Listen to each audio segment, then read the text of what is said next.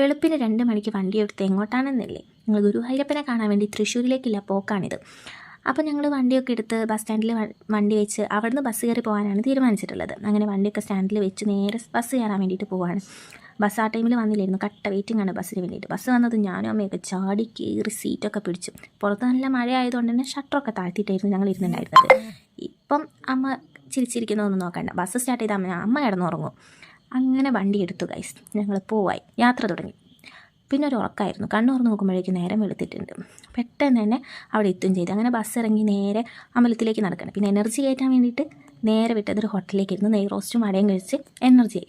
പിന്നത്തെ അവസ്ഥ ഇതായിരുന്നു, ഒരു നീണ്ട 3-4 മണിക്കൂർ ഈ ലൈനിൽ തന്നെ ആയിരുന്നു. അങ്ങോട്ടേക്ക് നല്ല തിരക്കായിരുന്നു, ഫോണൊന്നും യൂസ് ചെയ്യാൻ വേണ്ടി പറ്റില്ല, ഒന്നും എടുക്കാൻ സമ്മതിക്കില്ലായിരുന്നു, ഒക്കെ നമ്മൾ അവിടെ കൊടുക്കേണ്ടി വരും. അങ്ങനെ ഇതാണ് നമ്മുടെ ഗുരുവായൂർ. അത്യാവശ്യം നല്ല തിരക്കുണ്ടായിരുന്നു.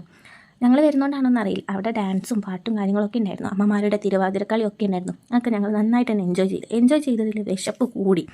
അങ്ങനെ ഞങ്ങൾ വിശപ്പ് മാറ്റാൻ വേണ്ടിയിട്ട് ഫുഡ് കഴിക്കാൻ വേണ്ടി ഹോട്ടലിൽ കയറി നല്ലൊരു സദ്യ തന്നെ പറഞ്ഞു, പായസം അടക്കമുള്ള നല്ലൊരു സദ്യ ആയിരുന്നു.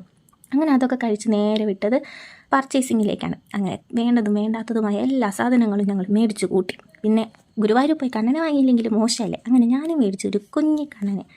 അതുകൊണ്ട് പിന്നെ നേരെ പോയത് പുറത്തേക്കാണ്. പുറത്ത് ഒന്ന് ചുറ്റിക്കറങ്ങാനൊക്കെ വേണ്ടി പോയി. അങ്ങനെ കണ്ടതാണ് ഈ ഗസ്റ്റ് ഹൗസ്. അവിടെ വലിയ ആനയുടെ പ്രതിമയും ഇതിൻ്റെ പേരെന്താണെന്നൊന്നും അറിയില്ല, ഇതൊക്കെ ഞങ്ങൾ കണ്ടു.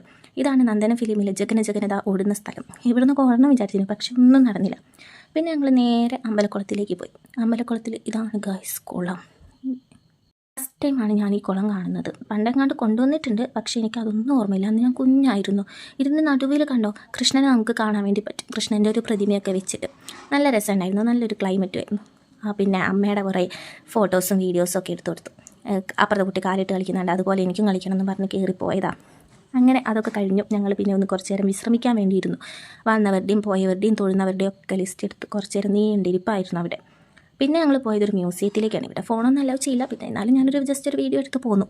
പിന്നെ ഞങ്ങൾ വേഗം തന്നെ തിരിച്ചു പോന്നു, കാരണം നാട്ടിലെത്തണ്ടേ, അതുകൊണ്ട് തന്നെ പെട്ടെന്ന് പോന്നു.